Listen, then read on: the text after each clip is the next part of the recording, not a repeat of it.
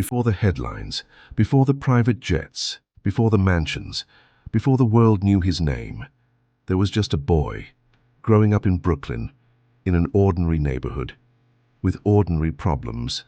No wealth, no elite family, no connections, nothing special. Just another kid watching powerful people from far away and wondering, how do they get there? How do they enter rooms that normal people never see? Because sometimes, when you grow up outside power, you don't just want money, you want access, you want invitations, you want influence. His name was Jeffrey Epstein, and early on, he understood something important. Confidence can open doors, even when credentials cannot.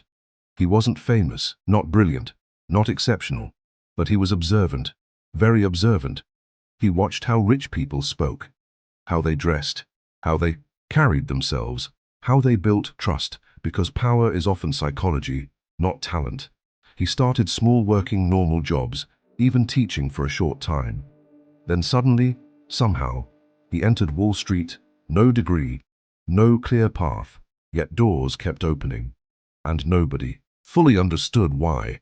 Instead of building companies, he built relationships. Instead of creating value, he created connections.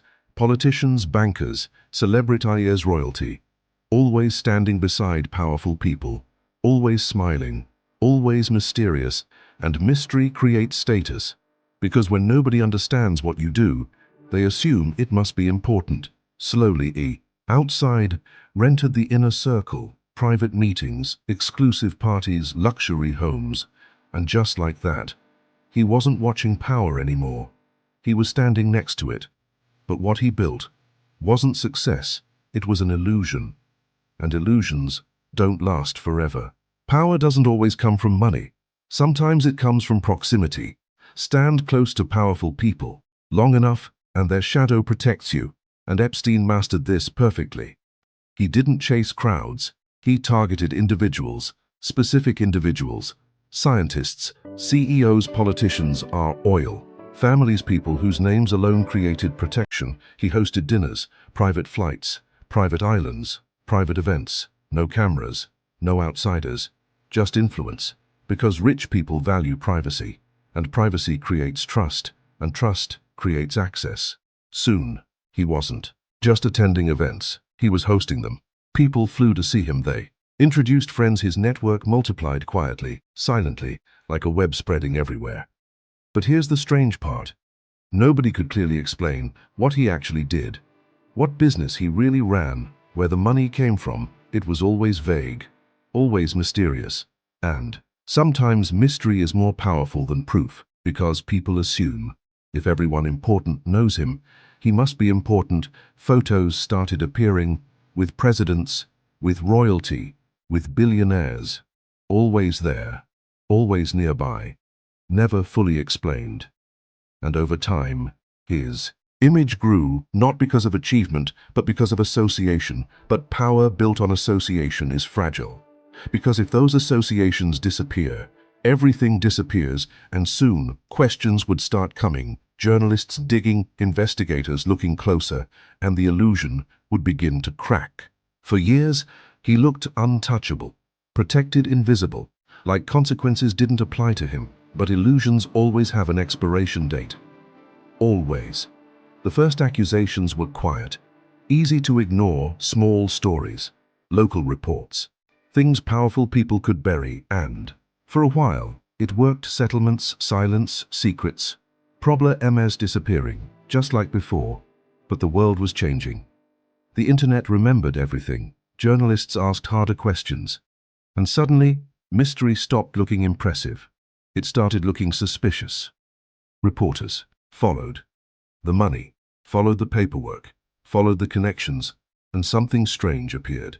There was no clear business, no clear product, no clear service, just influence, just access, just relationships. And that's when people realized the empire wasn't built on value, it was built on perception. Law enforcement reopened cases, investigations grew, headlines spread, and the same man who once flew on private jets was now walking into courtrooms.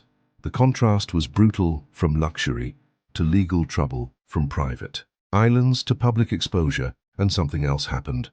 The powerful friends disappeared, calls stopped, invitations ended, doors closed, because fake alliances vanish. When risk appears, that's the difference between respect and convenience. Respect stays, convenience runs. For the first time, he wasn't mysterious, he wasn't protected, he wasn't powerful. He was vulnerable. Just another man facing consequences, because no matter how high you climb, truth always catches up, and when it does, you stand alone. When people hear the word billionaire, they usually imagine something inspiring, innovation, success. Disciplines, someone who built something valuable, someone who changed the world. But not every story about money is a story about greatness. Some stories are warnings, and this is one of them. Jeffrey Epstein didn't build technology. He didn't invent products. He didn't create companies that improved lives. He didn't solve problems. Instead, he built something far more fragile, an image, a carefully crafted illusion of wealth, of importance, of power. And for years, that illusion worked, because perception can be stronger than reality. If enough people believe you're important, doors open. If enough powerful people stand next to you, questions disappear. And if you hide behind secrecy, accountability fades. But here's the truth. History teaches us again and again. Power built on deception always collapses. It may take years, sometimes decades, but collapse is inevitable because real success creates value, fake success exploits access. Real leaders build trust, manipulators borrow influence, and borrowed influence never lasts forever. When investigations closed in, something strange happened. The same network that once protected him went silent. Phones stopped ringing, invitations disappeared, all the powerful friends faded away. Because when risk appears, fake alliances vanish. And that's the difference between respect and convenience. Respect stays. Convenience runs. In the end, his empire didn't fall because of competitors. It didn't fall because of bad investments. It didn't fall because of the market. It fell because foundations matter, and foundations built on secrecy and manipulation cannot survive. Light truth exposes everything, eventually, always. Maybe that's the real lesson. Here, not every wealthy person is successful. Not every connected person is respected. And not every billionaire story is motivational. Some are reminders. Reminders that money without character means nothing. Influence without integrity means nothing. And power without ethics always ends badly. So when we talk about wealth on this channel, when we talk about billionaires, when we talk about success, we're not chasing money. We're chasing mindset, discipline, value creation, because real success builds something that lasts, not something that hides. If you found this story insightful, share it with someone who needs to understand that power without principles never wins.